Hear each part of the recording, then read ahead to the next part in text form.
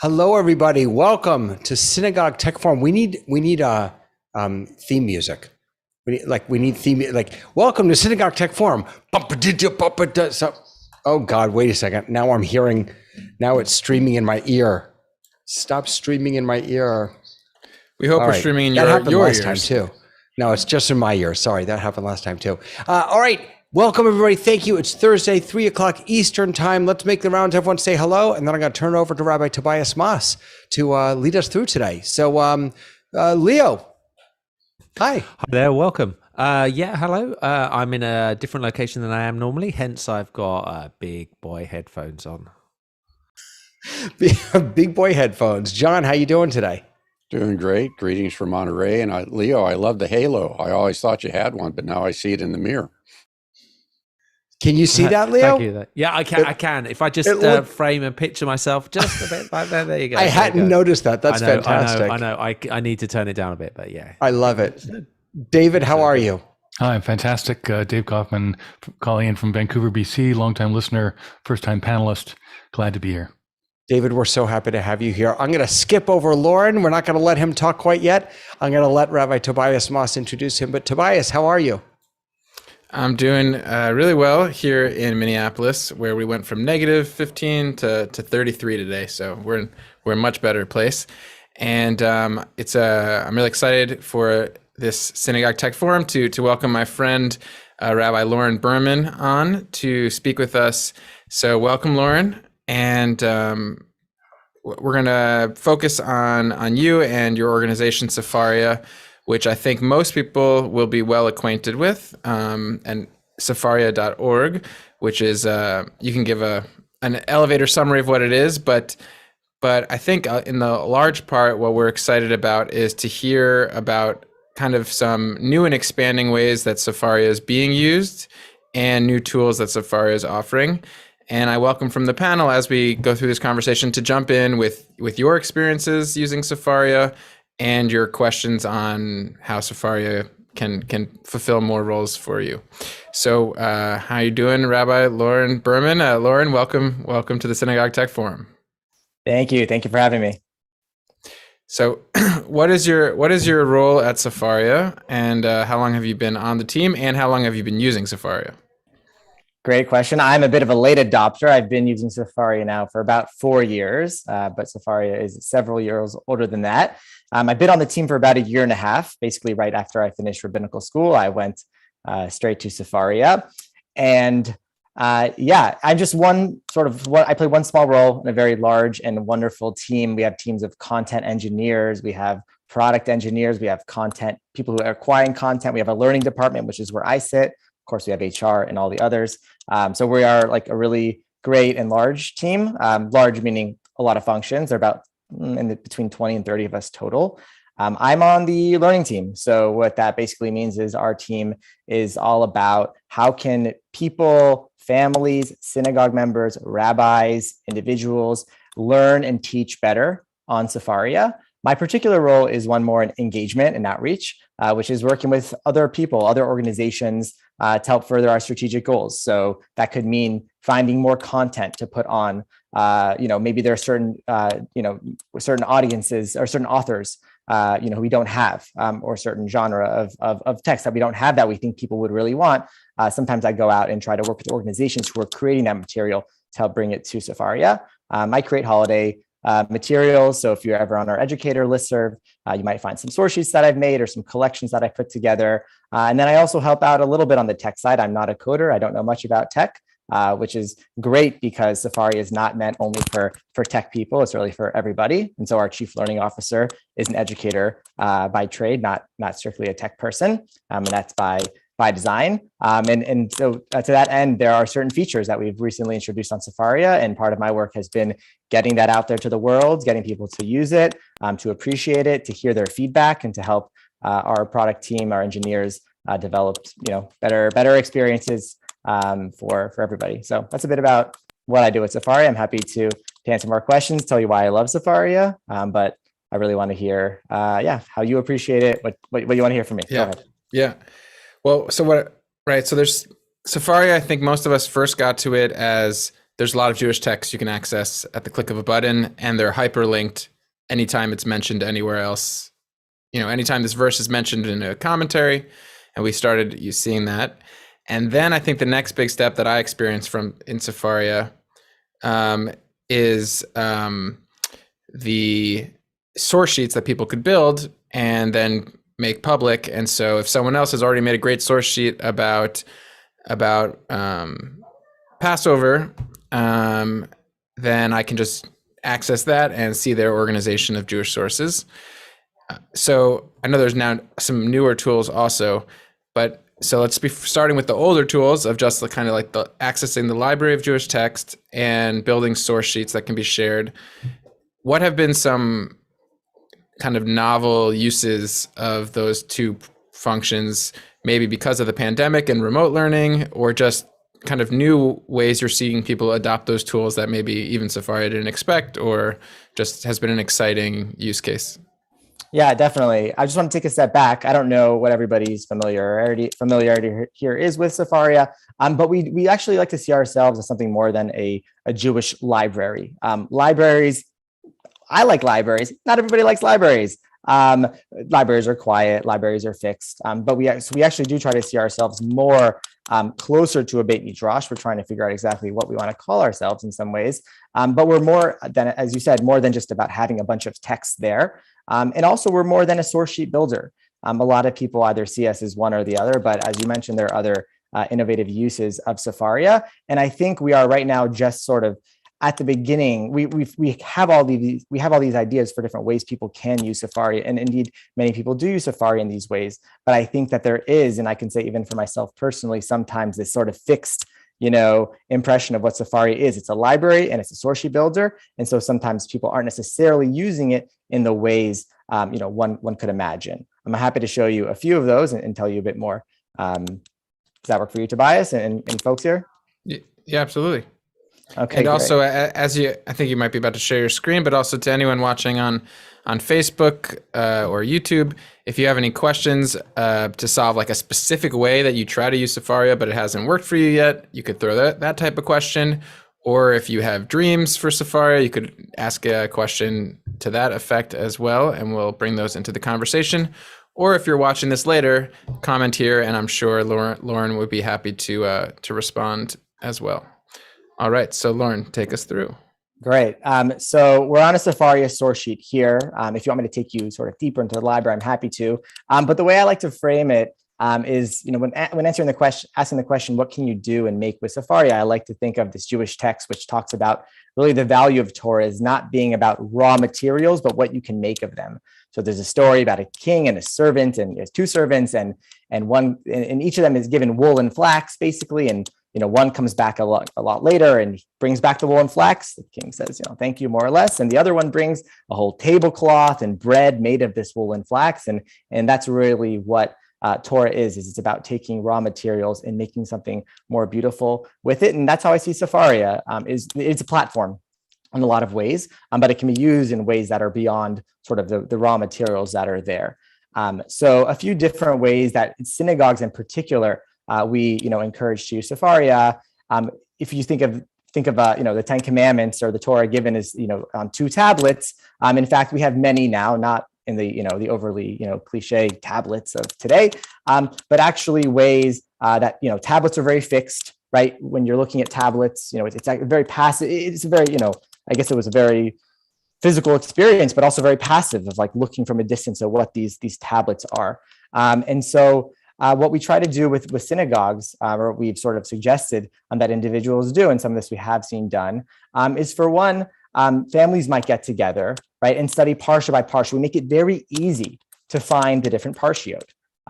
Sometimes just like what is the parsha is like one step already like too hard for some people. And so families at a synagogue might study the parsha together, right, on a source sheet right there, sort of family discussions or conversations, and share that with the community. We have something called topics pages, which basically is we have thousands of topics, right, related to holidays and biblical figures, Talmudic figures, beliefs, laws, food. I can click in here if I want to know what does Judaism say about alcohol.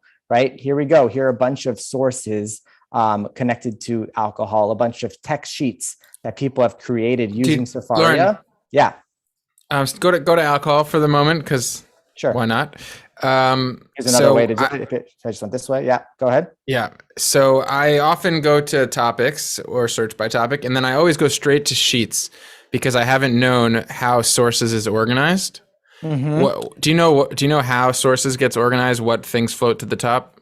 Yeah, so there is actually a teaching in the introduction to the Path of the Just, Mesilat Yesharim, which talks about how this Musar work of ethical teachings that he says in the beginning, what I'm going to tell you, you probably already know. It's probably been right in front of you the whole time, and because it's been right in front of you the whole time, you didn't recognize it was there, or so it's sometimes a review is helpful, or just to point out the obvious, and that's what I'm going to do. Right here, actually, these 3 dots will tell you how it got here. Right? That the source is connected to alcohol by sheets by Sefaria users, meaning a lot of Sefaria users have created text sheets with this particular text. Other times it won't say that. In this case, it does. Sometimes it'll say it's from a different database called Aspaklaria. In this case, I guess, here we go. This source is connected to alcohol by Aspaklaria, right? Which is a different database that we take some data from.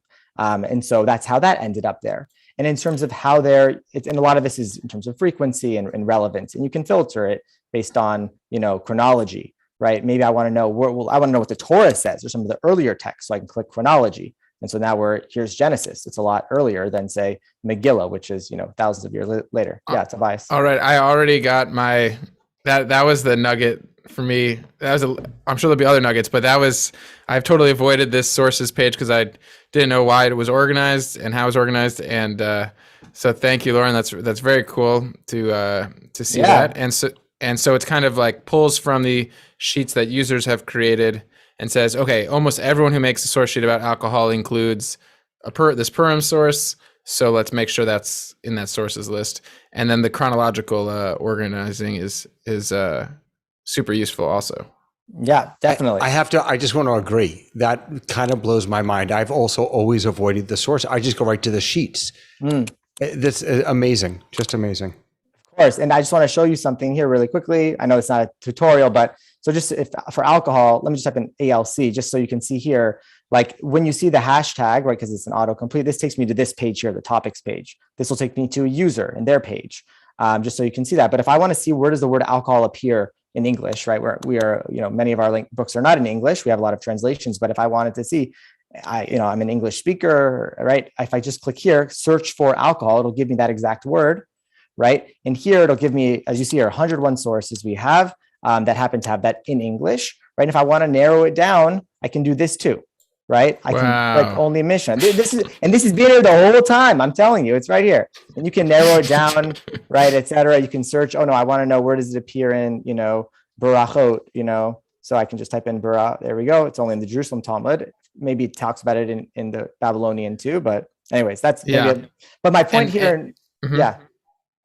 Go ahead. You could also search by Hebrew words in the same function. Hebrew words, yeah, totally.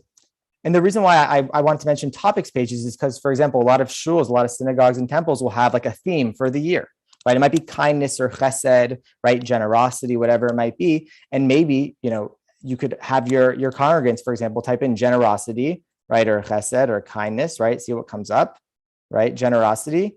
And maybe you would, different people could, different families could go through and look at different texts and report back in some sort of learning environment. So, these texts, so that's why I brought the topics. David, you want to jump in? I just wanted to, I guess it's sort of a question, but also sort of an insight, something that I learned about Sefaria that I really hadn't thought of. Back in, when was this? May, this past May, I was really honored. I got to interview Sarah Wolkenfeld and as part of my Unmute series. And she taught me something that I really had never thought of. I was talking about how wonderful it is when I'm teaching classes, I can build all my source sheets here and da. And she said, maybe you shouldn't build your source sheets.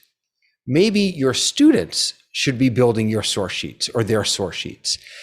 I don't know why, but I always thought of this as a resource for me, not that the process of building a source sheet was itself the learning. And now that you've shown us, that the topic that you can search by topic, and then automatically tells you this may be the most relevant or one of the most relevant sources for you to include. I mean, it just elevates the whole Sefaria experience to ways that I had not even thought of. 100%. And I think that's why it's so easy to get stuck in. It's a library, it's a source sheet builder. And who creates source sheets? Educators build source sheets, right? It's a lot more. And yeah, one of the things that we're trying to do, and we've changed the homepage. If you go to the homepage, let me just see here. If you go to the homepage, for example, right, we're trying to be as beginner friendly, as newbie friendly as possible. So you come here, you don't have to know what's Tanakh, right? It tells you right here, right? For any text you go to, there's always this about this text. I can click it and it tells me what it is I'm looking at. What translation am I looking at, right? A lot of times, let's say I go to some Kabbalistic text, right? And I'd never heard of it before, right? I can always, for any text, right? I can always, if I end up here, I can click about this text. We want this to be a place where anybody can come. And it's not only for educators. And also sort of maybe what you were alluding to, and Sarah and I and Rachel Buckman on our team are trying to work on this, is how can we actually teach from Sefaria? Why are we doing source sheets? Why are we using source sheets? Everyone has the work in front of them, right? And what does it mean when I teach a text, but I don't give the learner permission to see what happens before that text, what happens after that text? When I teach from the book itself, right? On the one hand, if it's a physical book, then if it doesn't really help me, if they want to know, oh, well, how is this relevant for my life, right? But however, if you're on here, if you're teaching from the library itself, how is it relevant for my life? Well, let's look. Topics. What are the topics that are associated with this very first verse, right? Heavens, maybe not as helpful, right? We have something called web pages, which will link you to thousands and thousands, and there are ways that we can make this more manageable, of other websites, not Sefaria, that cite this particular verse, and actually go in. And this is the most pluralistic Beit Midrash you've ever seen, right? Eish Torah, there's Mishpacha Magazine, OU, there's HUC, Hebrew College, Trua, Reconstructing, it's all here, right? And then I can go directly to that particular article. I'm in incognito mode, so it's not working. Oh, there it is, right? So we're trying to, we think that when you're actually in the library and not restricting somebody to one particular page, they can see a lot more. They can also take a bigger, more of a role in ownership of their own learning. Yeah, David, go ahead. Can we geek out for just a second? And if you don't know the answer, that's fine. But how are you all crawling the web? I mean, how is that happening? Yeah. So in this particular case, I was so blessed that one of my strengths, I guess, is I'm a hustler, and I reach out to people and I track them down, and whatever I need to do to get them to talk to me, I'll get them to talk to me. In this particular case, we had a code, a very simple, at least from the outside, line of code, that if another website, most websites are able to put it on their website template, then whenever somebody goes on their website, it calls Sefaria and it says, hey, look here, and we will detect where are their sources cited. And that will do two things. First of all, it will create a link on Sefaria, right? That tells us here, right? For example, like this is here, but also on their site, it does the same thing. So for example, if I go to Times of Israel, and you might have noticed this, you just didn't know. If you ever go to My Jewish Learning, for example, is one of the early adopters of this, right? Genesis 1:26, I can click it and a little thing will come up here, right? Which is good for learners. Again, this is all about the learner and I tell you, this really keeps rabbis honest, because a lot of times the Midrash says, well, what Midrash? And like, what if I want to know? I want to learn more. Don't just tell me Midrash says. And sometimes they'll say Genesis 1:25 says, and God said, let us make, the human being in our image. But in fact, it was actually 1:26. So it is a bit of a spell checker in some ways, but I think it keeps us honest. And it also requires rabbis to continue learning and not just say a teaching they heard once before, but it also allows the people that are learning to actually become not their own rabbis, right? I mean, you're supposed to get for yourself a rabbi, but to become more learned Jews or individuals in a community. So this linker is like really cool. And we weren't just crawling websites. We actually had to establish relationships with all these individuals, every single website you see here. And there are some that we don't include. There are more, but there are at least 70. And I like to say that when we hit number 70 of different websites, because it's like 70 faces on the side here. But this is like amazing. And the fact is that all of these websites are discussing Torah. And the one thing that's connecting all of these websites, the one thing connecting Aish and JTS and Rabbi Sachs, and I can, keep going, right, is Sefaria. Or rather, not Sefaria, it's Torah. Torah is the thing that's connecting them, and we are sort of showing you how to do that. So maybe it's not as cute as like we're crawling the whole web, but I think it highlights also the human sort of. It's even more amazing. There. It's even more amazing. Yeah. So this is my personal pride and joy. Not that I made the code, but that like these codes are on these websites now, and now people get to learn from it. It's amazing. Yeah, that is amazing. I'd love to dive deeper into how you've seen kind of flipping the classroom with Sefaria, or how you've seen like specific ways that in a teaching environment people are engaging their learners with Sefaria. And I have my own example that I'd love to share in this venue, and maybe you've seen things that are like it. But also what I noticed when we were fully remote, I was able to teach with Sefaria and teach Sefaria more easily because everyone was already on a device. And in person, then it's just like, I can have it on a TV behind me or whatnot, but it's harder to get them using it, my students using it themselves. I did used to use the Sefaria phone app, but don't have it installed at the moment. But do you want me to show my example, or do you want to jump in with? Yeah, I would love to see your example. I think you're alive in the field, so this is real. So I'll show my example, and then if anyone else on the panel has a similar way that they've kind of leveraged Sefaria, or Lauren, if you can think of anything that has been done similarly. So I took my 9th graders, I think it was, maybe 7th, I think 9th graders, on a Sefaria Safari using a Google form. So I put everyone in breakout rooms, and then gave them this Google form, and I think basically no other instructions. Who is in your Sefaria Safari group? What button do you press to turn the whole website into Hebrew, into English? Why is this website called Sefaria? Check all that apply. Because Judaism begins on a safari. Because it sort of rhymes with Wikipedia. Because Sefer means technology. Because Sefer means book, etc. What do you find if you search Tobias Moss? Because I have a couple of public source sheets. Click this box after you spent 2 to 3 minutes just stumbling around. What's the current Parshat HaShavua? How many books of the writings are there? Hint, look in that section called Tanakh. And then the visualizations, which are a cool feature of Sefaria. To write down 3 words or phrases that you don't understand within Sefaria. And then I guided them to a source sheet by saying, find the topic Tzaddik, click on it, paste your definition there, and then get into this Tzaddik source sheet about Noah. So I've only done this kind of thing once with this one fully remote group, but I loved it. And when I had my 9th graders again back in person this year, I was like, shoot, we can't do that lesson in the same way. How am I going to adapt this for in person or what have you? So I'd love to hear just kind of what else you've seen similar to that, or how you've seen it work in person and remote.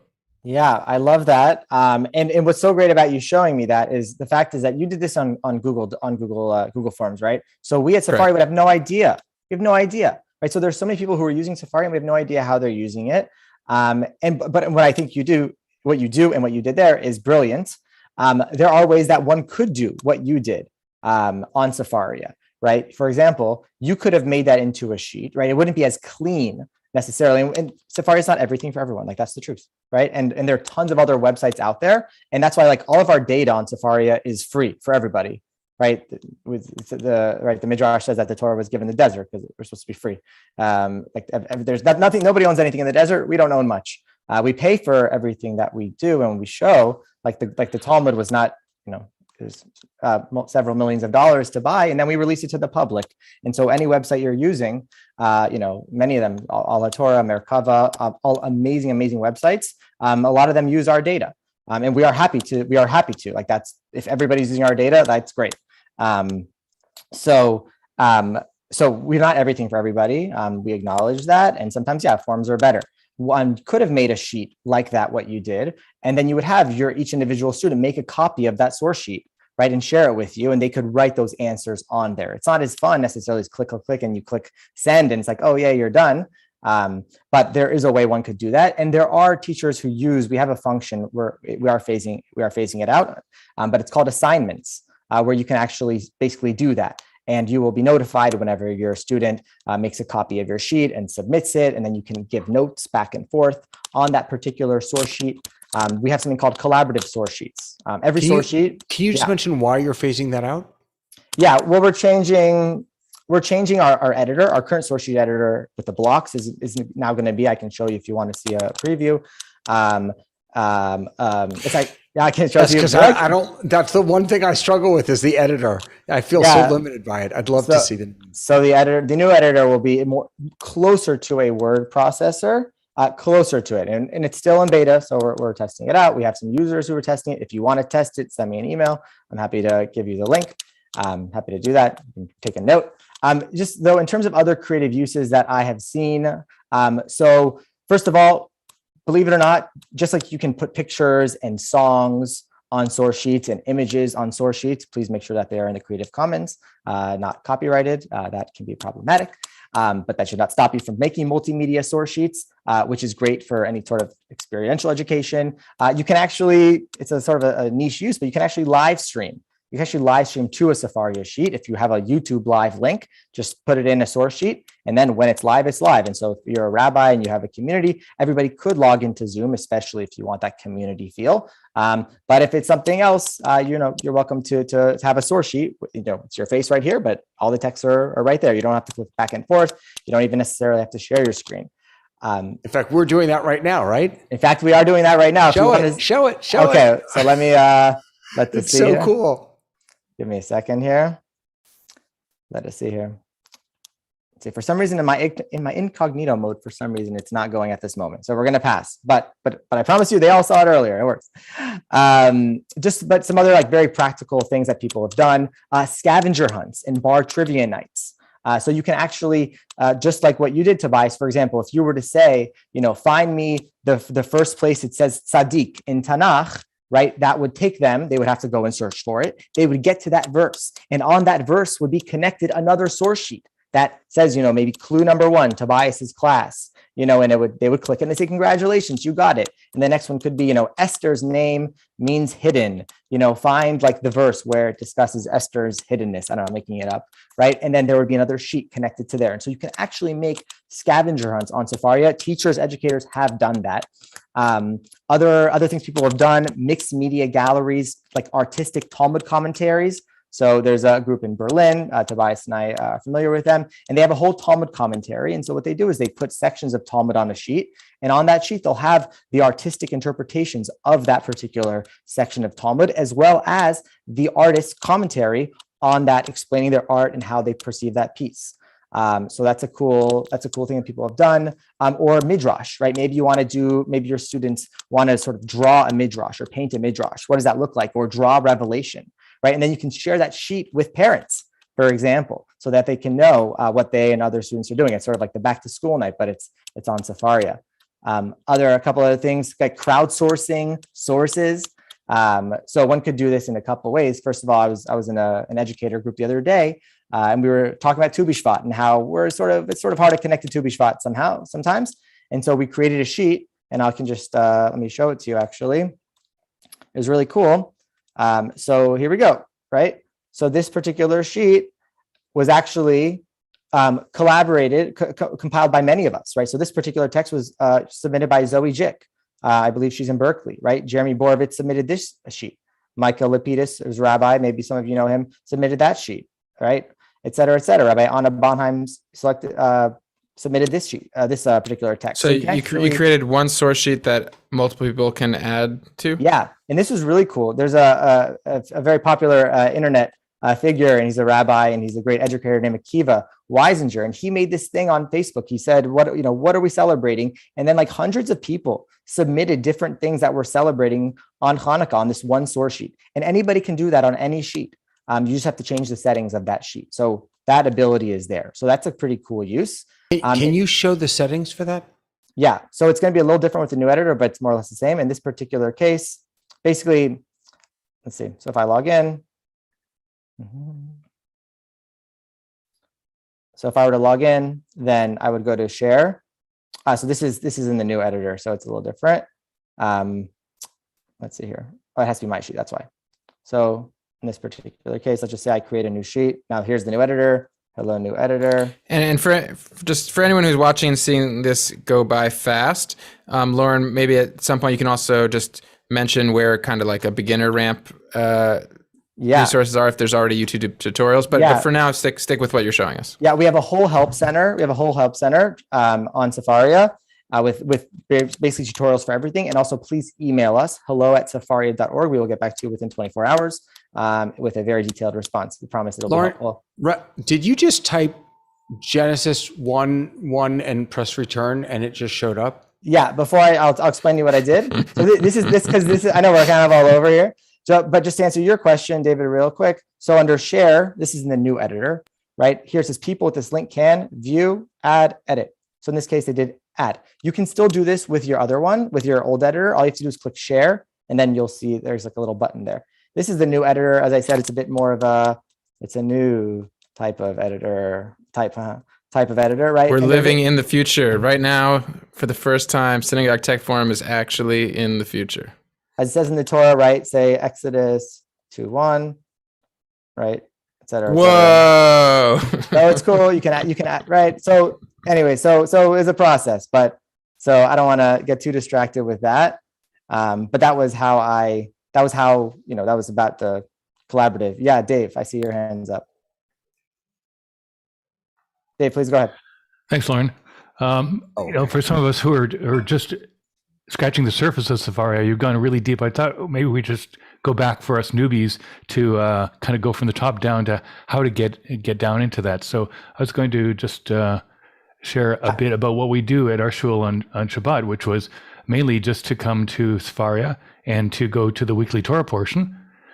And since we had to go online, the Torah readers had a real struggle because we didn't have the Torah, we didn't have Hagbah, we didn't have all those things. So we took pictures of our Ark, we took pictures of the Torah, but eventually we've gone to using Sefaria as our screen share for Torah services. And it is fantastic for those of us who want to see it in different ways. So you can get the layouts. But it's also, as a Torah reader, it's fantastic to be able to practice with the full trop here. So you can get all the trop marks. And then it's tempting to want to do that even on Shabbat. But if you really want to, read from Torah, then you can turn those all off, and you're reading it from Bli Nekudot, so the Torah service online now is not quite as wonderful as it is when we're together and can see the Torah together. But at least we're all sharing the same thing, and now. The next step is we're going to ask people not just to share the screen of Sefaria, but to go to the link themselves so that they can dig deeper and follow those links so that they have an exploring activity on their own. Yes. Torah reading, I think, is meant to be a learning experience too. And so this allows us to do that. That's great. I love that you're doing that. And, we don't have currently pictures of the actual text. In the scriptural, in the scribal way, but maybe one day we will.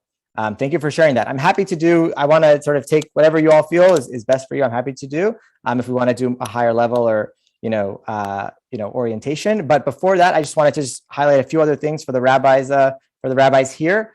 Just other things people have done. Creating your sermons on Sefaria. Right? Creating maybe you're doing a Substack, maybe you're putting it in PDF in a doc and sending it out. Maybe you're just printing it out for yourself. Whatever it is though, put it on Sefaria, and I'll tell you why. For one, is your audience your Torah is going to get out there, right? And your Torah is going to stay there. I don't know if you ever have trouble tracking down old Divrei Torah, right? Or remember what I said about that last parsha. Things can be hard to organize sometimes. First of all, you can take notes on particular texts on Sefaria, and you can save those notes. It's nice. But also, like, sometimes I'll come across a text and be like, oh, that's a great text. I never saw it before, and realized, oh my God, I put that in a source sheet 2 years ago. I don't even remember what context that was in. So it actually is a good refresher. But when you put your stuff on Sefaria, more people have access to it. A lot of educators don't want to put their things on Sefaria. They're nervous sometimes. Oh, it's not perfect, right? Oh, there might be mistakes. Oh, I'm supposed to be a rabbi. I'm supposed to be a teacher, right? Is this really like my colleagues are going to judge me? I don't know. People do feel this way. we're trying to set a norm here that you don't have to be perfect. And oftentimes, somebody is going to benefit from the things that you put on Sefaria. My first experience with Safaria's team, actually, it was Rosh Hashanah, maybe 4 years ago. And I got a message on Sefaria. Well, before Rosh Hashanah, I got a message on Sefaria, because you can send messages to other people, from the COO of Sefaria telling me, I think it might've been about guns in shul or a different controversial topic. And they said, hey, just to let you know, I'm the CEO of Sefaria. I saw your sheet. I shared it with the team. Like, we love that sheet you made. Like, thanks so much. And I was like, wow, like, what a great way to start the year. Like, just imagine your congregants or your students, they're not necessarily giving you feedback all the time, but to get a message. And I've gotten at least a dozen over the years from people at Hillel, chaplains, right? People at Sefaria, that somebody on the other side of the world, so you don't even know, used your sheet and they told you that they used their sheet and really valued it. Like, I feel like if you're an educator, like, that's the work. Like, when you hear that, it's like, wow, like, my job is I'm doing my job here. A couple other things you can learn in Chavruta on Sefaria. We have a video feature. So you just send a link to somebody and then they will open up a Sefaria window with their face and your face on the side. You can share text with each other. You can chat, all that stuff. There's a lot there. I know that's pretty advanced. Tobias, David, Leo, tell me, what is it that we want to do next? Do we want to go into some of these deeper features or creative uses, or go into how do we do this? What's the basics? Well, I invite from John or Leo who haven't asked a question yet. If there's any curiosity that you have, I know you're both coming from different places in engaging with this. I was just excited with what you did, Tobias, because this is one of the things that the pandemic did. You had to rethink, and a lot of educators who never would have thought of doing a flipped classroom like you did, and exploring how you could use a digital tool beyond just Zoom. And what I loved when you said is, when I came back to face-to-face, I said, how can I do this? Because the value of having the students engage directly with the resource and be able to become owners of their own knowledge. So I think that's the exciting thing is, in the higher ed field, we have things what are called learning management systems. I hate them. We shouldn't manage learning. We should manage information, let the students learn. But I think that's what I see is the heart of this product. It's the source, which is critical, and you're just wrapping all these instructional tools around it. So hats off to what you guys are doing.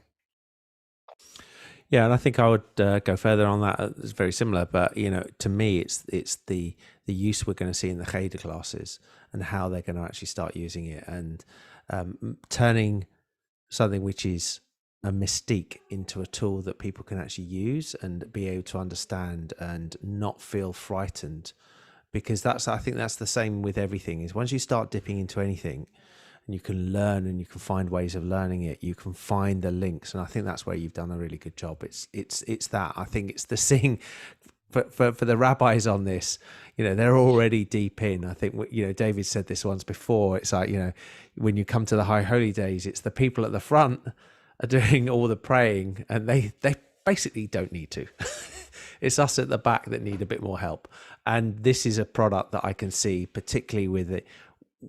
We've got a big problem, I think, around the world about Cheders and how they engage, because the kids are not where they were. They've got to bring them back in. In terms of terminology, Leo, when you say Cheder, what do you mean? Hebrew classes and for the kids that are that have a weekly class at synagogue, going up to their bar and bat mitzvahs and other things like that. So do you have a similar, what do you refer to that as? Well, I wasn't sure if you meant only elementary ages, or if you meant the whole Hebrew school in America. I mean the elementary ages. I mean those ones that are before, the kids which you start off, which are very tech savvy, but they're typically on a Sunday morning they'll go to class and they'll be or they used to go into class on Sunday. Now we're trying to get them in on a digital environment and trying to get them re-engaged in that environment. Yep. So Loren, do you want to jump in on what are kind of younger access points to Sefaria, and how you've seen it used particularly for younger ages? Yeah, I have to do some thinking. I am not in the classroom myself, and so I am a little bit limited. I'm not usually creating a lot of those materials. We do have an educator list where we have lots of lesson plans that explain a lot of these things and like what we offer educators to do. I want to say quickly, let me just see if I can show you examples. I mean, we've had people create Haggadahs, right, on Sefaria. I'd have to think again about, younger students in particular. And like, we don't, for example, like up to like, I think we say we're like third grade and up. You have to be able to read, you have to be able to use a computer. I don't want to dodge the question, but I just want to say one thing out before I forget, is that actually I went to our chief data officer the other day and I asked him, I said, hey, Lev, what would you say is like one of the more innovative uses of Sefaria? And he actually said something quite simple. So the fact that you can share a Sefaria link on any sort of platform or media is actually quite profound. And I actually really agree to think that, like, if you look at a lot of the conversations that happen online, you can't just make a normative claim about Judaism anymore or about Jewish teaching without citing your sources, because they're all there. And I think it actually really elevates like the level of conversation that certainly adults are having around Jewish topics and Jewish values when you actually need to cite your sources.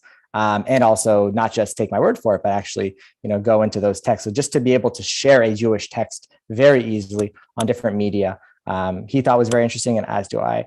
As far as like things that are happening in elementary schools, I feel like the best thing to do is to talk to the teachers who are doing that. I'm not on the front lines there.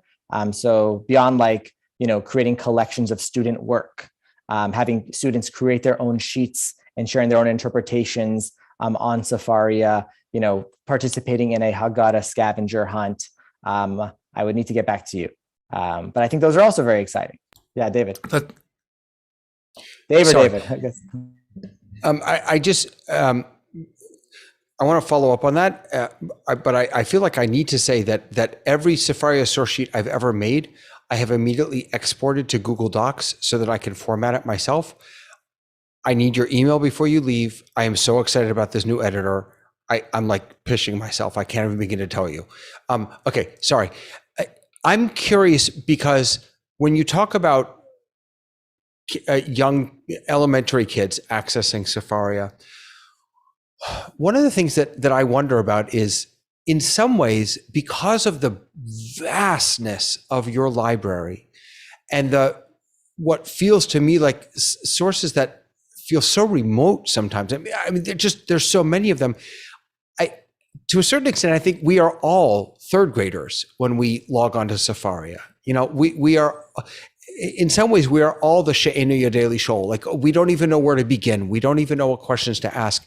And that those three button dots that you showed about this text, I wonder how much effort is Sefaria putting into helping people navigate, all of us 3-year-olds or third graders, so that we know how to use it, because I'm not sure that it's as intuitive to use as it could be. Does that make sense? Yeah, totally. I think it totally makes sense. Rabbi Akiva was, at least according to some traditions, was 40, right, when he first learned Aleph Bet. So I think we are all in the same boat here, or will be in a few years. That is our primary right now. We have different sort of audience segments that we're trying to reach, and also different ways that we're trying to reach those different segments. What we might call the newcomer audience is front and center for us right now. And again, is what I mentioned, why we have, redesigned our whole entire website to be at least one step closer to that. So that's absolutely on our radar. So we're trying to give as many access points to explanations, to translations, more translations of more works, to make things more intuitive. And we also know that we're not My Jewish Learning, which is a fantastic website, right? Or any of the other websites that are out there for folks who are looking for a certain type of Jewish literacy. I think for those who are looking to go into the text, those are the people who we are really, trying to sort of, attract, to empower. If you want to know, what does Judaism say about X? Like, we do want you to be able to find that on Sefaria. But if you're looking for something, in 5 minutes to figure out what Judaism says about X, I think a My Jewish Learning article will probably suit you very well. Now, that My Jewish Learning article is probably going to cite sources from Sefaria, and then you might end up back at Sefaria once you want to explore that text more in depth. But we do have webinars and trainings. We're actually working specifically with rabbinical schools a lot right now. I did 2 or 3 workshops this week alone, and we're going to have everybody from the left to the right, and it's quite nice. But regularly we have Safaria 101s, and I'll tell you that I go to these 101s, and even though I've been using Safaria for a number of years and I work for Safaria, I'm always learning something new, a small thing, and those small differences actually save me a lot of time. I was working with a rabbinical school student the other day, and he said, my goal for this session is to learn how to use Sefaria less, because I use it only, and I don't even use the books anymore. And so we actually accomplished that mission in a certain way by showing him certain shortcuts that he's been searching very, inefficiently. So we have 101s. We have deep dive webinars where if somebody wants to know about the actual works that we have on Sefaria, and perhaps even some of the surprising ones. We have, for example, in English, responsum from I believe from the Holocaust in English, which is like, wow, I didn't know we had that. We have like dozens of Haggadah commentaries translated into English by this one rabbi, Rabbi Mark Greenspan, a conservative rabbi. He's retired in New York, and in his spare time, he makes translations of Haggadah commentaries and gives them to us. It's amazing. So there's a deep dive webinar. We also have a Sheets webinar where you learn how to make source sheets in like an effective way. So those are 3 of the big ones. And then we have others where we're creating now for clergy, for educators. We have a whole menu of workshops that we offer communities. That's fantastic. I know Dave wants to jump in. And before, I just sorry to cut you off. And we have these all on Sefaria recorded. They're all on Sefaria, all recorded. We have collections on Sefaria. So I just want to show you really quickly here. So if I just type in, let's see here, this thing's my way. If I type in webinar, right? Webinars for educators, webinars for learners, right? This little icon here tells me it's a collection. If you remember, this is a topic page. If I want to learn about the topic of webinar in Jewish tradition. But these, so right, I could go webinars for educators. I can click in and it will show me, right? Oh, look, teaching with Sefaria in a supplementary school, right? I can click that, right? And then go to this webinar. It's recorded, right? And there's a little sort of sheet with the notes from that session, right? Sefaria in middle school classroom, right? Similar situation, right? So you can, if you want on your own time, if you don't want to attend it live, you can watch any of these, webinars. Let me just see if there's a 101 here. Let's go to learners, right? So Sheets on Sefaria, Sefaria 101, June 2021. That's probably the best one to look at because it's the most recent, right? And here's the recording if you wanted to watch it. So it's there. And then of course we have like help section, right? Always here, help, right? There's a whole help page. If you want, you can just type in help here, right? Help center. And you have all these. So if Dave, if you're watching here, right, in Help Center, you have all of these different source sheets. They're source sheets, but they're telling you how to do certain things. I'm definitely looking. I've got my screen share is over here. That's why I'm looking over there. I was looking at other Dave, not you. Oh, the other Dave. Hey, before Dave Kaufman, before you jump in, I just want to share that a friend of the show's, Christo, is watching, and he says that by far what I'm grateful for most is not only the many helpful translations, but also that Sefaria includes the source languages of these texts as well for us to consult. So the connections that are built within Sefaria are not just to ancillary texts, but source links and resources about the text, the source text itself and the languages. Just beautiful. Yeah. Dave, sorry. I want to pick up, Lauren, on a comment about Sefaria as a platform, because as Synagogue Tech, it's very interesting to be looking, we're often looked at the visionaries of what to do about the tech stuff now that we have to do so much online that we can't do it in person in synagogue life. And I'm reminded of my Chabad friend who was telling me, who's also a programmer, who was saying, as age of Mashiach approaches, the gates of the lower and the gates of the upper wisdom come together. And he, interpret that as, tech is going to be in service of enlightenment, of nefesh, of ruach, of Mashiach. So it's a very interesting mission to take on as Zoom was the platform that we all jumped to when we had to react to having services and teaching online. And it became the platform of which we have these peripheral things like share screen or video switchers to try to enhance that experience. And what I'm hearing here is the potential of the mission for platforms become centric, of which they also do video conferencing, of which you also can have a conversation with friend with Chavruta, but that the platform replace Zoom as the center of things, that if Sefaria can be the center of my learning time, and I can also reach out and have a conversation with Loren because I want to ask about something like this, and that becomes the place we reside for our learning instead of being Zoom with a bunch of peripherals. Well, Dave, you're right on the money, because there was a beta of a Beit Midrash feature. So Loren, can you give us just a little preview of, you can just tell us about what that's going to enable? And the community learning aspect that you shared with me? Yeah, I'm looking for the actual, I'm trying to find here. Let's go. Well, I don't have a great image right now, but picture this. Imagine Sefaria. Here, let me just share my screen. This is like a very old picture, but if you can see here, here's just like a screenshot, right? Where you're on Sefaria, and you can also see who else is in the Beit Midrash at the same time and what they're studying. And Russell is learning Genesis 15. I can click, and then it would open up Genesis 15 right here. Or I might say, Nissa is studying, some text I'd never heard of. Like, what's that text? And I could click there, and I'm like, wow, there we go. Like, just interesting to see what people are studying. I could chat with Nissa. I could video with Nissa. Here's like an example here, right? Hello. So I don't have better pictures at this very moment. But yeah, we have this Beit Midrash because we were a library, right? And then we're a source sheet builder. So first we go from like the solo, independent learning thing to like, oh, it's a source sheet, usually for other people, right? It's interactive, but it's not on Sefaria. But learning is like a community endeavor. And we actually ran a bunch of surveys after this Beit Midrash beta test, and many people said, I felt like I was part of a learning community. I felt like I could see people turning the pages, right? I could see what people were learning. I didn't feel like I was siloed. And are we going to be a substitute for Zoom? Are we going to be a substitute for the yeshiva or the seminary or the classroom, right? Or the synagogue? No. And like, that's okay. People are important in person too. But to actually create a sort of learning environment on Sefaria, and if I could see what other people are studying, I could see who they are. I could see what sheets they've made. I can message them, hey, I noticed you made a certain sheet. Like I have a question about, or, hey, I noticed you're studying the book of Joel too. Do you want to learn together? Right. Just by chance, because I saw Tobias is learning the book of Joel. So there's a lot of potential here. And I think, it's part of this deeper idea that we're not trying to be like a library, but actually to be like a communal space, not the communal space, not the JCC, and not the space for everybody at all times. But actually, while I am learning on Sefaria, to make it a more interactive experience. Yeah. One of my favorite pages at Sefaria is the staff page, because it's all these job titles that I never thought would be part of a Jewish organization. And it's kind of interesting, it's starting in Sefaria, but I wonder when this kind of thinking is applied to, how he runs synagogues or how Jewish movements come together. So I'll just share that.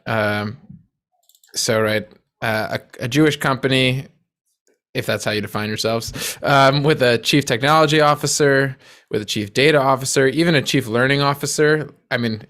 That's like a position that I don't know, that's our favorite outreach and engagement associate.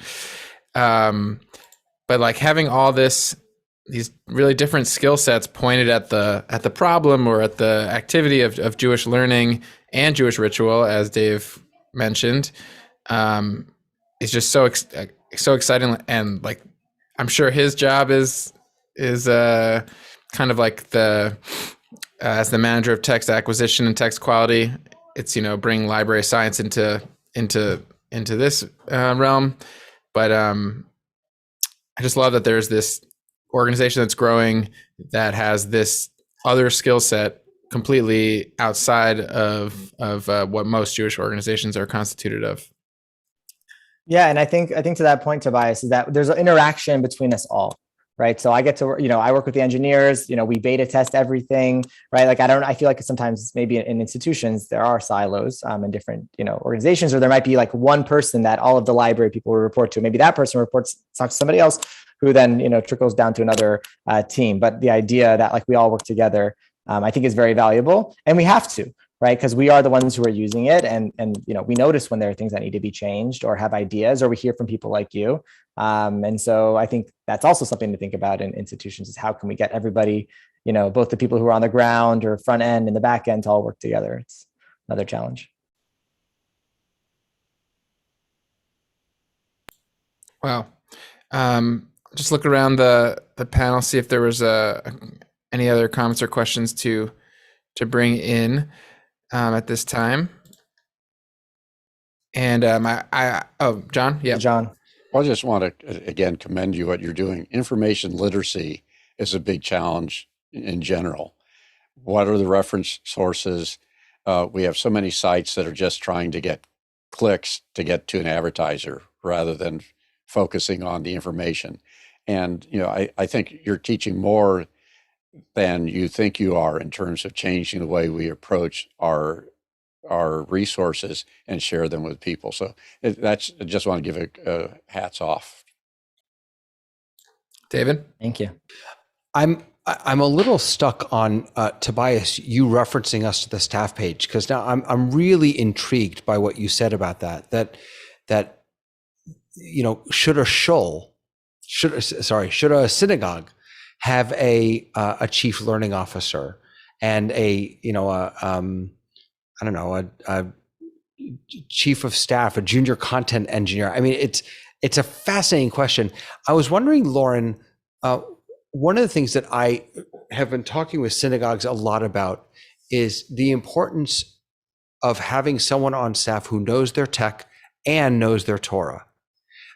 You can't have someone switching a service or running at the wrong time or something, right? Or running, if you're teaching a class, having someone manage your slides or whatever. If there's something about knowing the Torah. And as I'm looking at this, your tech people, it looks like they know their Torah too. What is the relationship there in how Sefaria works? I love that. So I actually don't go by rabbi at my job.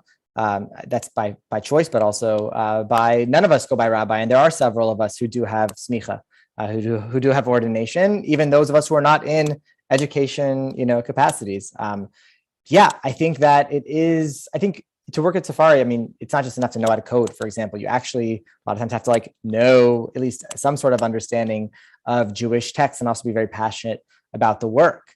I think basically everybody from, there's no up down here, but looking at the pictures, everybody has some significant Jewish learning background, is married to somebody who has some significant Jewish learning background. I would say, our chief data officer, also spent many years in yeshiva. Brett, who is our co-founder and CTO, he himself currently is not, practices in different ways than he used to practice, but grew up, going to NCSY, in Kollel and studied in Israel. So it's really, but not everybody's observant.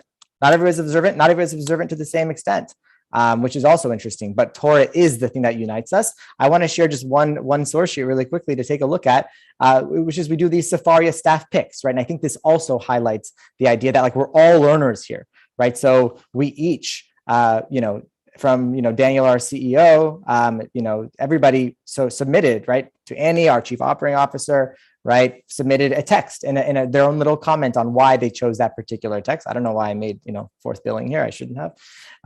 But this is, I think, part of that, which is we are all learners, non-tech and tech alike.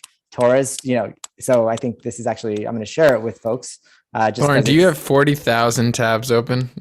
Oh, yeah, it's complicated. It's very complicated. Don't ask me. Usually I minimize this one, but I'm planning a trip, to Anza Borrego desert, so it's quite a thing. I just share with you a source sheet. When you're coming out to the desert, I work with the California State Parks, and we'll connect you with an interpreter there. Oh, amazing! Thank you. Hey, Loren, I know this isn't the point of this is not feedback, but something just happened to you that happens to me all the time, and it's interesting. You opened a sheet, and then whether it was by accident or not, you clicked on a source, and then everything moved to the side, and the sidebar came up with all the commentaries. And do you know what I'm talking about? The resource panel. Yeah, and every time that happens. So every time that, if I go in and I want to highlight a piece of text or something, that resource panel opens up and it moves everything out of line. And especially if I'm sharing it I don't know, it's an interesting I mean, that resource panel is indispensable, but it's just the way it pops out is. It's something we discuss. And I had a conversation with this with another congregational rabbi. And what he does, instead, he teaches from his own personal sheet in like the editor view, which for all the people here understand that. But yeah, it is definitely something that we hear about, we think about, we consider, and is, always part of the conversation. It's almost like you need a presentation mode versus browsing mode. I was just thinking that. This is why we have these conversations. Yeah, thank you. I'm going to write that down. I have a feature request that came out in this conversation too. Please, we hear them all. Which is, but I love that presentation mode is great. Once you're kind of done building and searching, but just like you have all these terms linked to sources linked to topics, it'd be great if you got the steps in order to auto pull video sermons from our shuls, and then auto transcribe them, and then see which sources are getting used or which topics are getting mentioned, and kind of automatically eventually database sermons, video and text, which I know you were doing some sermon compiling this past High Holy Days, so you might be heading in that direction. But I just thought that's where that's one way that this would grow and grow and grow. Yeah. I mean, I would say first of all, you want to probably be careful, because when your congregants find out that you gave the same sermon, word for word, 10 years ago, they might want to know what they're paying for. I would imagine that does happen. So, be careful what you wish for. But yeah, I mean, as far as transcriptions go, that's probably beyond us at this moment. But a lot of shuls and organizations are transcribing right now, and sending it by email for those who can't make it. And as I said before, even if it's a bit more manual work, then an easy sort of crawling and importing, highly recommend put it on Sefaria. And also that means that when you're sending it out to your community, you could send it by a WhatsApp, for example, just with a link to Sefaria, instead of a whole PDF or a document or a whole, shul newsletter. You could put your shul newsletter on Sefaria if you wanted to, really. And also if things change, you just update it. That's the thing. It's live.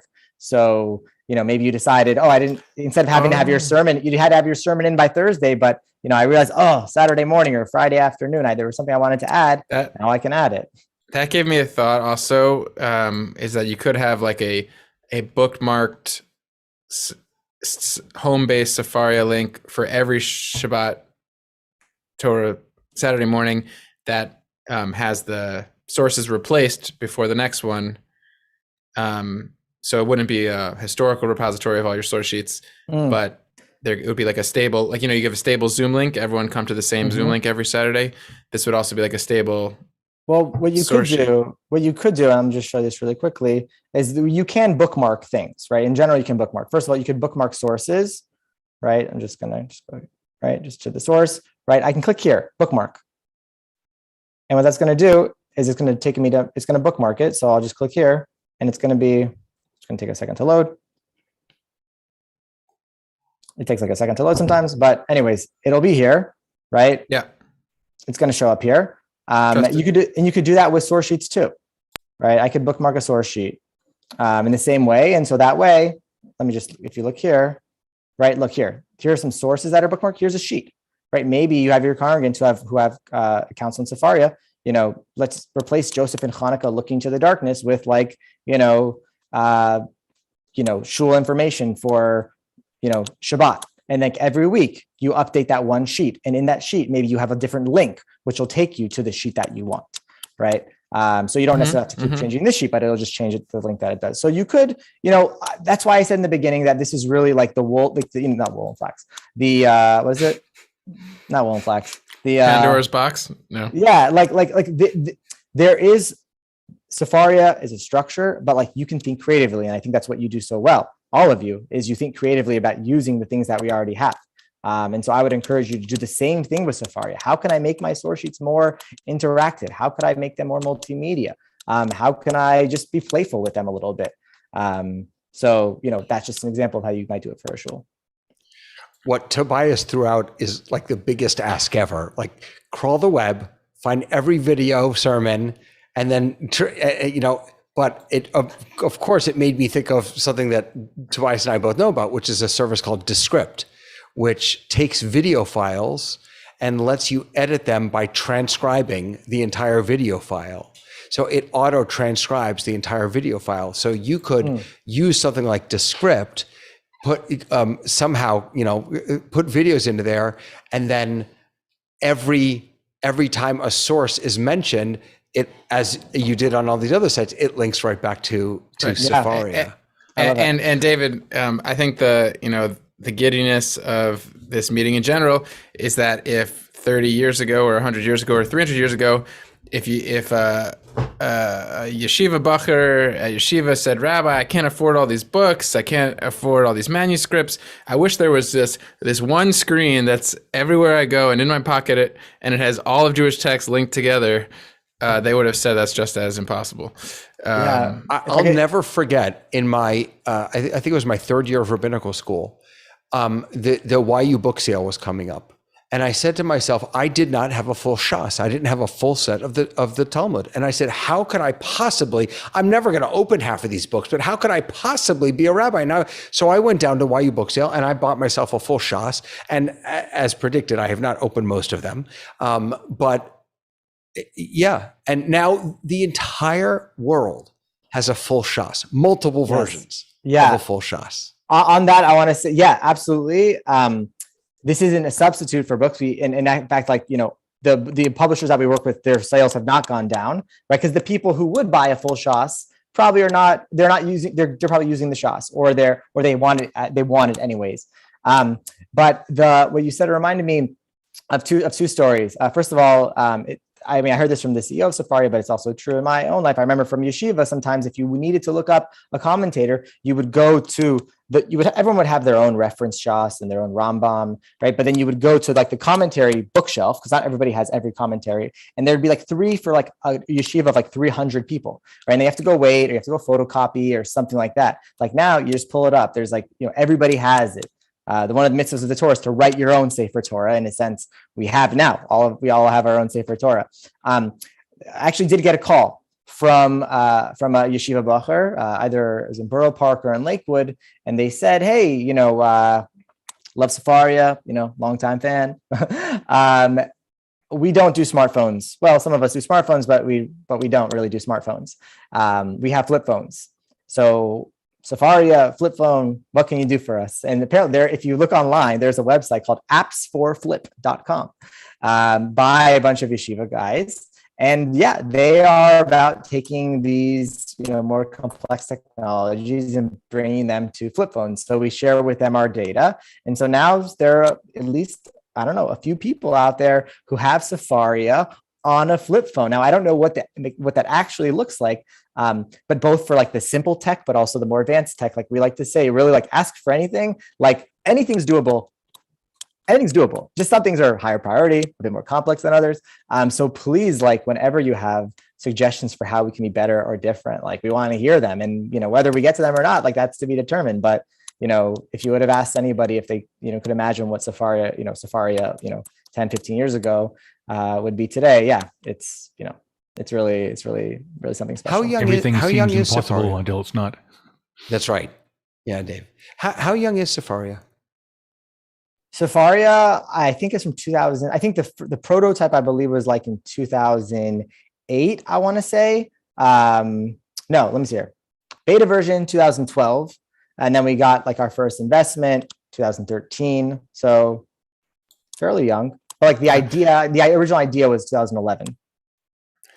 And by the way, not from scholars or rabbis. It was from Josh Foer, who was an author, and Brett, who himself had studied in yeshiva, but he was working at Google. He was not like a Jewish scholar at the time. So Sefaria is not founded by, educators. It's founded by people who just feel like we should own our own texts, because for a long time, the only translation of the Talmud available online was a copy of the Sansino that was actually on an anti-Semitic website called comeandhear.com. If you remember that, I used to use that in undergrad. Comeandhear.com. It's like come and hear all the terrible things, but we own our own texts, and so that's kind of Sefaria's genesis. I think we're going to wrap up in just the next few minutes. So I'll invite from David and Dave if you have any final comment or short question. But want to thank you, Loren, so much for giving us this inside look at some of the newest features and encouraging us to use some of the oldest features that we haven't discovered yet. And you speak with such excitement about what the organization is doing, and so did the panel today. So thank you for being on that cutting edge. And David, did you want to show something? I'm just. I can't remember the last time that I went to the visualizations page. It's insane. It's unbelievable. Just unbelievable. And something you can use this for education too. You could say what does it teach me about a text? Right. What does it teach me about this particular tractate of Talmud that it cites a lot of things from Genesis, right? That tells me something about the text without even opening up the text. Look at that. So you can use them in really cool ways. Yeah, how Yevamot is so heavily in Leviticus and Vayikra and Devarim, Leviticus, Deuteronomy, that it's just. I'm so glad you're on the team over there. I don't have any more. I'm just so glad you're on the team, and I already sent you an email. I want that beta. I want to play with it. I'm so excited. Dave? Yeah, I haven't seen that visualization. Thanks so much. There's so much depth here that we haven't been able to explore. And now we have an open door to do it. Thanks, Loren. Yeah.